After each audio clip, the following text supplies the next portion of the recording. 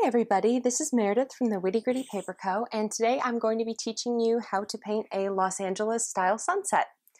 So a lot of what we're going to do today would apply to any sunset that you wanted to paint, but what makes the Los Angeles ones sort of interesting, and this applies to a lot of the West Coast sunsets, is that sometimes they have these clouds and they look like the bottoms are like super fiery red and the tops are this sort of dark stormy gray. It's just really interesting looking. If you look up Los Angeles sunsets, you'll see what I mean. And I just think this is a really cool effect. And of course it happens somewhat in other parts of the country, but it just seems to be really, really dramatic, particularly over Los Angeles. So that is what we're going to be doing today. So let's start with supplies for a minute before we jump right into painting. So this that I'm painting on today, this is a pad of 9x12 cold press 140-pound watercolor paper. And the brand I'm using is Arteza. And this is sort of a new to me brand, but I really highly recommend this paper for student grade. It's really nice for that.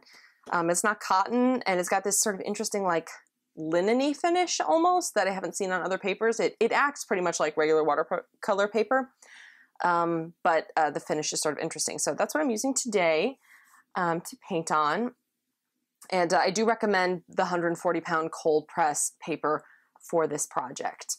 In addition to that, I'm going to be using, I think it's 4 colors. We're going to be using a limited color palette, so I think it's 4. And as always, if you don't have the exact colors that I have, do not worry about it one bit. Just use whatever you have that is closest. And I've also got some water brushes on my table in addition to some regular watercolor brushes. The regular watercolor brushes are different brands. One is a size 8 and one's a size 12.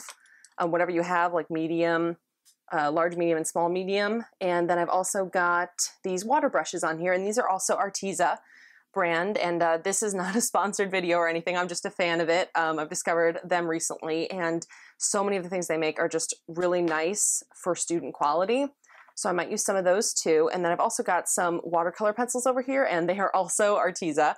And these ones are actually really nice ones. I don't use watercolor pencils too often, and I'm not going to use them too much in this. So if you don't have them, do not worry about it. Just use a regular pencil to sketch.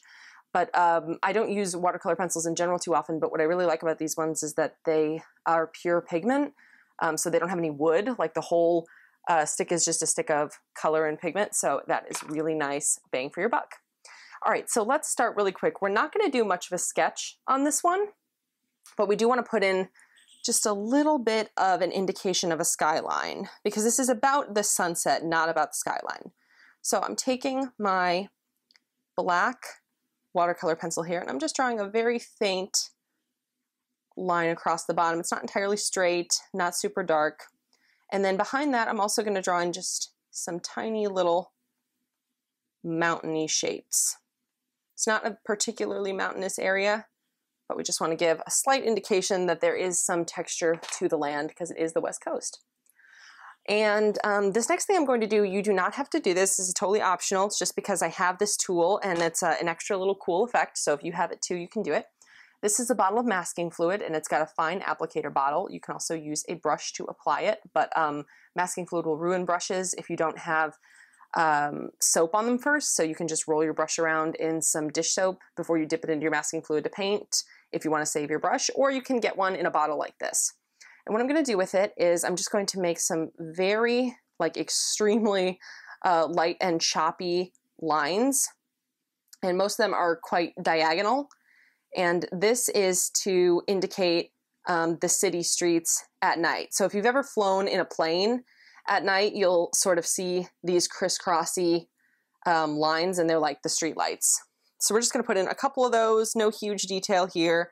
The skyline is sort of silhouetted, so we're really not adding detail, we're just giving indication of perspective.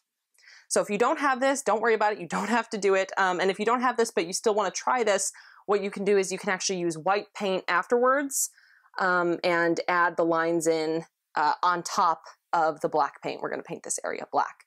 So you'll see what I mean at the end, but you can do this with white paint if you don't have masking fluid or don't want to use it. So let's jump right into painting here. So for my limited color palette today, I'm going to be using Bismuth Yellow. And Bismuth Yellow, the one I have, is made by M. Graham.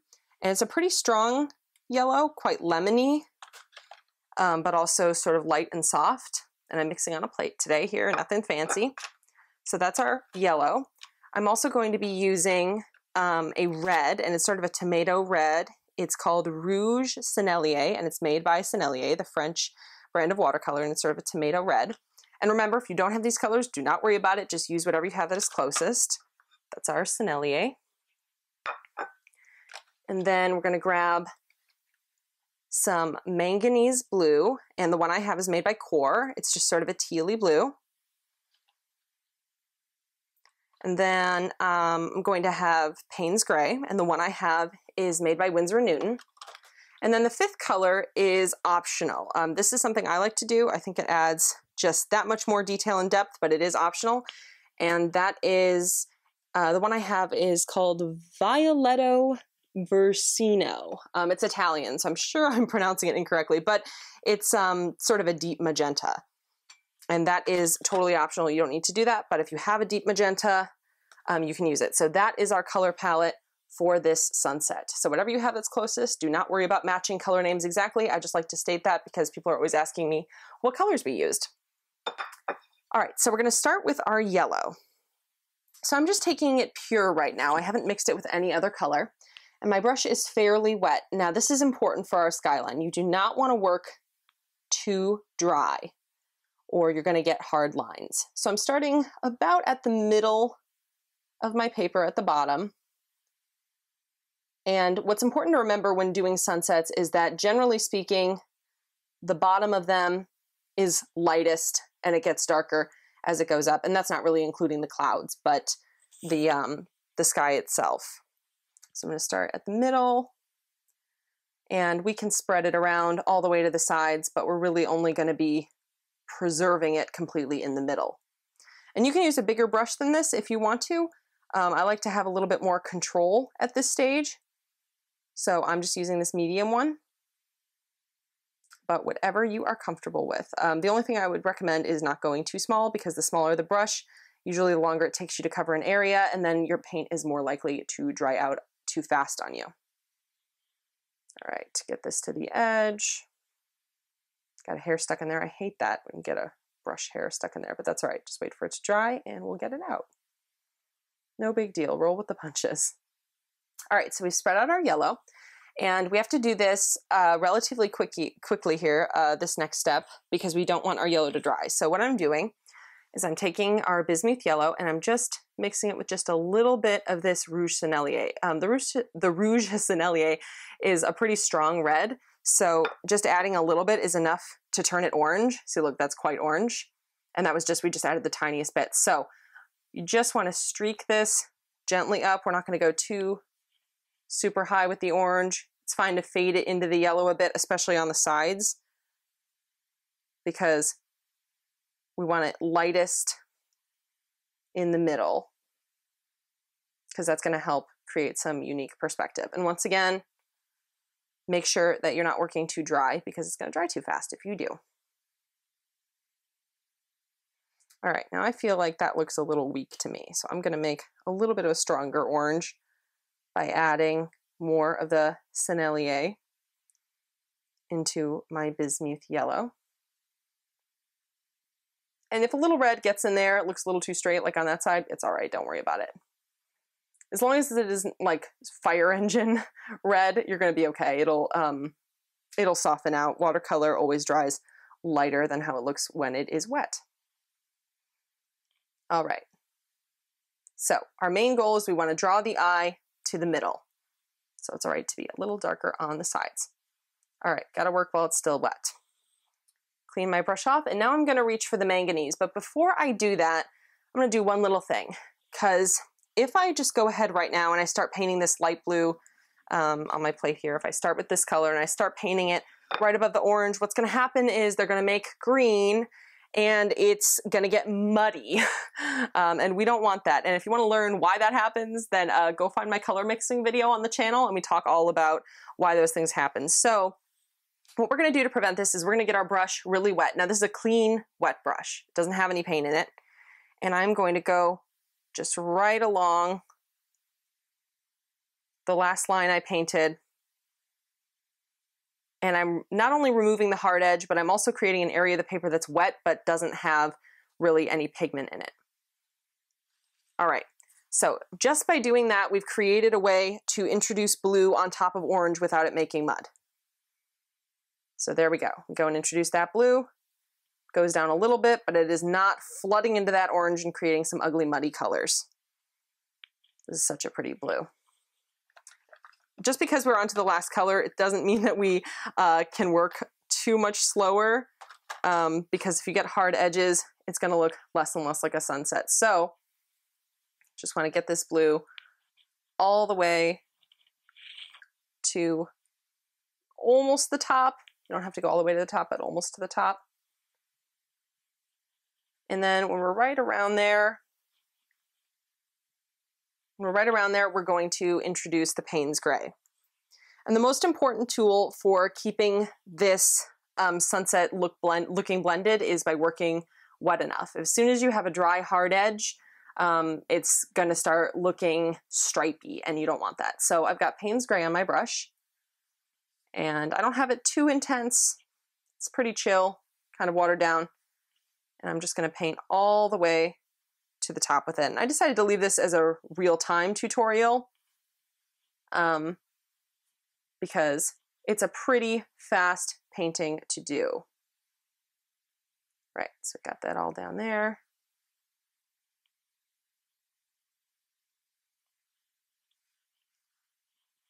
All right, and I'm going to take my brush because I feel like that's just the tiniest bit stripey. I'm going to take my brush, clean it off. I'm not cleaning it off 100%, just a little, and I'm just going to, while it's still wet, go across that and soften it up. Wet brushes can be really, really great tools for just softening edges. Hard edges in watercolor are not good in sunsets, and often in general they're not good. All right, so I'm pretty happy with that. I'm going to let it dry. If you noticed, I did not tape my paper down to anything. I usually do, but in this circumstance, I didn't feel like it was necessary, so I just left it attached on one side here to the main pad. You are, of course, welcome to tape yours down, but you don't need to tape it down. It just helps it not to warp as much. So we're going to leave this to dry. We're going to come back and we're going to be adding some really interesting clusters of clouds, as I mentioned earlier, the really interesting red ones on the bottom and sort of stormy gray on the top. And then we're going to finish our little skyline down here and we'll be done. Really easy tutorial. So let's let this dry and we'll come back. Okay, so our painting is now pretty much dry. It's still cool to the touch, but it is not shiny anymore. And now we're ready to add our clouds. So for the clouds, we're going to start with our red, and we're going to add just a bit of water to it. I'm mixing off screen. I'm adding a bit of water to it, and the last little bit of the yellow that I had mixed up. I might add just a tad more yellow just to keep it more consistent. You'd rather go orange to red than just starting out with a really dark red and not being able to fix it. So I have decided that I'm going to put 3 sort of cloud clusters on my skyline. So I'm going to start, I want one right here on the left-hand side. And the way that we're going to do these clouds is you want to take your brush, load it with paint, and you just want to hold it upright and gently streak it across the paper. And this helps to create these lovely cloud shapes. So I'm starting with some orange there, and I'm going to grab some more of my red. I'm watering it down just a bit, but not doing anything else to it, not adding any colors.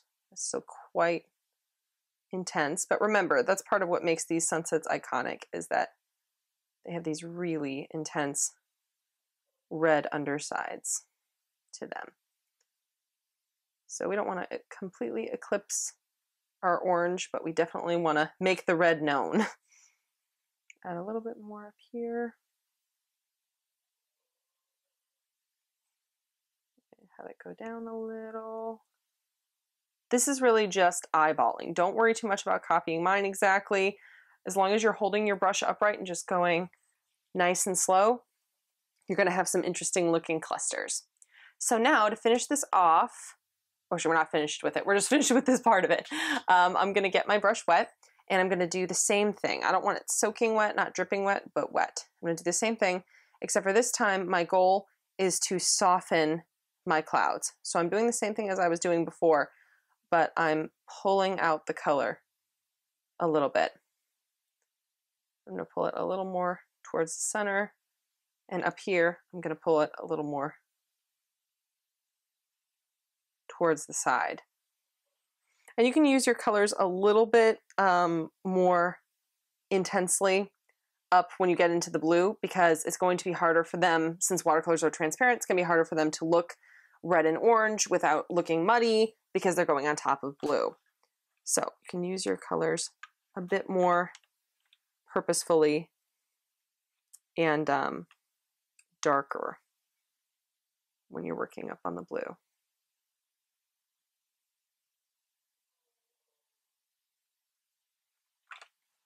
All right, I'm going to leave that alone for the time being. We're going to come back to it later. I'm going to start on just my other little one on the other side. So this time I'm going in with some straighter, more intense red. This is a pretty small cluster. I'm going to keep it pretty small. And if you want to do your clusters differently, that is totally fine. These are just mine, but be creative. All right, got that mostly laid in there. Now I'm going to add some orange on my brush. And remember, the trick to getting these shapes right is just holding your brush upright and just sort of gently stroking it across the paper. And do not feel like you need to cover the paper with these sort of sideways tallies. In fact, the more room that you leave in between them, the more realistic they're going to look. And I feel like that red is just almost a little too much here. So I'm working with a wet brush and I'm just pulling up some of that color, softening it out a little.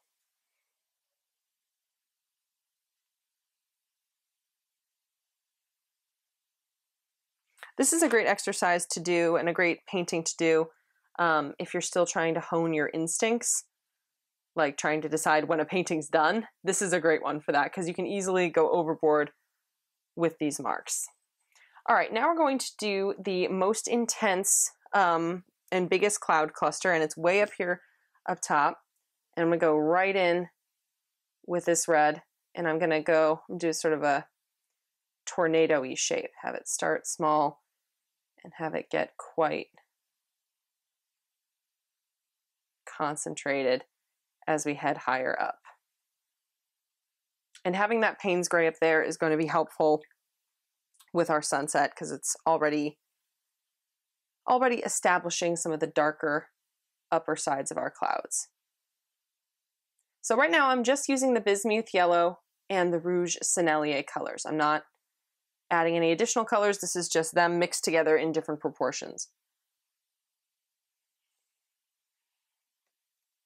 All right, and now is when I'm going to start utilizing our optional fifth color. So it is optional, you don't have to use it, but I like it for this, and that is that more magenta-y red. It's actually more of just a magenta, not a magenta red. I'm just adding that just a little bit, and I want it more in the upper clouds because that's where we've got our cool colors primarily. Just adding it just a little. And now I'm going to do what I did before, wetting my brush and just softening them out. Again, don't go overboard. Don't feel like you need to get rid of all the white space. Just creating a little realism. I might even have these guys bleed into each other. Why not? It's our painting, we do what we want. All right, now we've got the red mostly established there. It looks a little choppy. That's okay, don't worry about it. because we're going to do the upper sides of them now. So for this, we need our Payne's Gray. And Payne's Gray is a pretty intense color, at least the one I have, so I always water it down a little just to start because I can always go darker, but it is harder to get rid of it if you start out too dark. So I've got Payne's Gray on my brush, and I'm just going to very gingerly start to add it here. Now you definitely want less Payne's Gray than you want red and orange. And the key to this looking nice is to actually look for the tops of your red lines, and that's where you want to add the Payne's Gray. The top of these clouds is the darker part of them. You want to be a little bit more careful with this step than you were with the red, just because if you add too much Payne's Gray, it is not going to look nearly as realistic. It's going to go just a little bit on the other side. Really don't want to go too intense, because it's not like there's an actual storm brewing. This is just the tops of the clouds. And broken lines can be very powerful for this too, which is why we're using our brush upright like this, because it helps us to make more natural looking lines.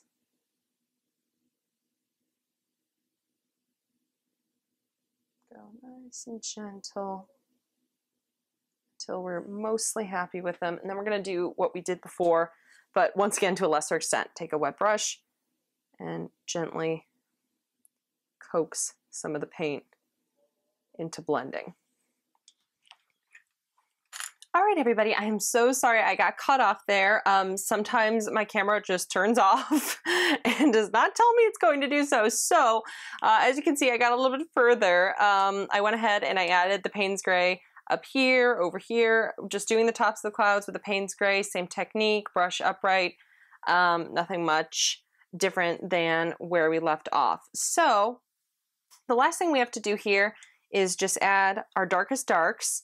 And those are the skyline down here of the city, as well as just the very tops of certain clouds. The first thing I'm going to do is the clouds, just because my arm is down here where the city is, so I don't want to like put my arm in it when it's not dry. So I'm just very gently, I'm like barely touching the paper here, going darker with the tops of some of these clouds. But I'm like legitimately barely touching the paper. I'm only going to do this in certain spots. And if you don't have Payne's Gray, what you can do is you can take a dark brown you have and add a dark blue to it, and that's going to get you closer to where you want to be. Payne's Gray is just sort of like a cool gray, a cool temperatured gray. Want a couple that are more solid here. The nice thing about the darkest darks and why they're important is they help to really emphasize the lightest lights in a painting. So it's important not to ignore them. We're adding in just a few here and there. Be very ginger about this. Or do this very gingerly, whichever's proper.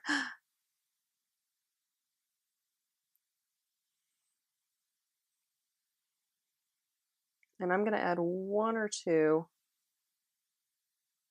that are a bit thicker, as I think it looks more realistic that way. Just the very tops, very lightly. I talk very quietly when I start working on detail work. I don't know why I do that. Sorry about that, guys. A little darker.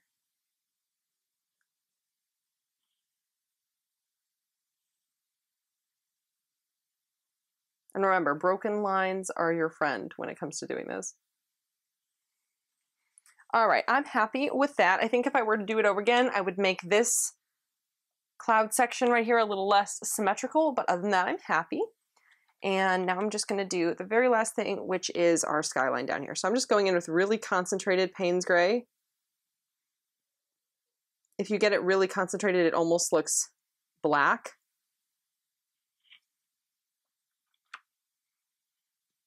go in, get our little mountains, get our skyline, and after we do this, all we'll have to do is remove the masking fluid, and we will be done. So this is the city silhouetted, so you really do want it dark, or it is not going to provide the perspective and grounding that we want it to.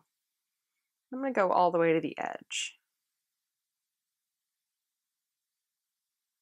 And you're really not, doing any shading here or looking for any variance, just want to silhouette it.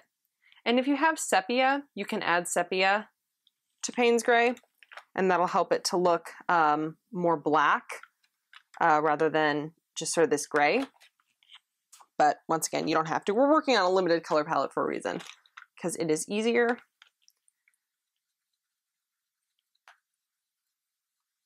All right. So I just added a little sepia because I had it out, and it just makes this more of a black. And if you want to use black ink, if you have that, that's fine. Black paint, that's fine too. But using just the Payne's gray is fine as well, as long as it is dark enough to appear silhouetted.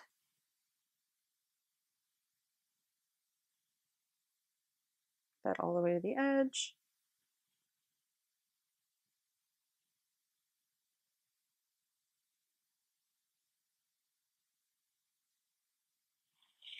All right, so I'm going to let that dry. We'll remove our masking fluid, and then our painting will be done. Okay, so I've got this almost entirely dry down here, dry enough for us to do this, and all I'm going to do is just take my finger and gently push away the masking fluid. Some artists use a rubber cement pickup to do this, but I don't really think it's necessary. I usually just, rub it off with my finger, and that's fine with me. But feel free to use that if you have it.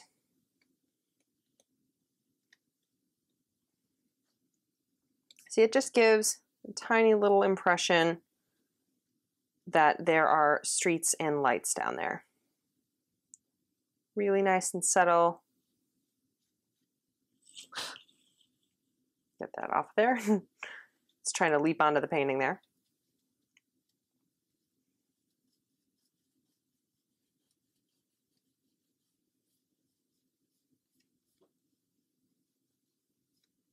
And if you did paint it quite concentrated and dark, like I recommended that you do, ooh, so my pencils fell down. I'll get them later, nobody worry. But if you do paint them quite dark, like I did, you're gonna get some paint on your fingers, so don't worry about that.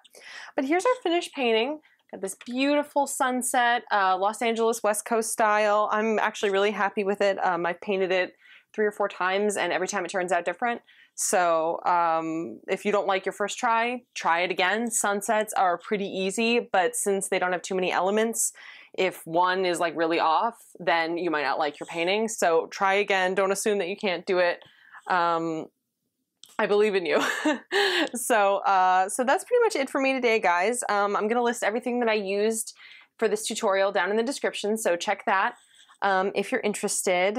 And the Arteza people were very nice. They were nice enough to give me a discount code to pass on to you guys. Once again, this is not a sponsored video, but if you are interested in getting any of the Arteza things, there's a code in the video description for you to use to get 10% off on a purchase. So be sure to check that out before you buy something. If you were interested in the watercolor pencils or these water brushes, the water brushes are great. Because you don't squeeze the whole barrel to dispense water, you just squeeze this little chamber here, so it's much more controlled. And then paper, pencils, water brushes, and they make a lot of other art things too. So if you're interested in that, once again, not sponsored. I just want to make that very clear. I'm not getting paid for my opinion or anything. It's in the description. So. Thank you so much for watching. I hope that you paint a sunset, and if you do, please post on Instagram and tag me so I can see. I'd love to see your work. Please give this video a thumbs up and subscribe if you want to see more content like it, and thank you so much as always for watching. Bye!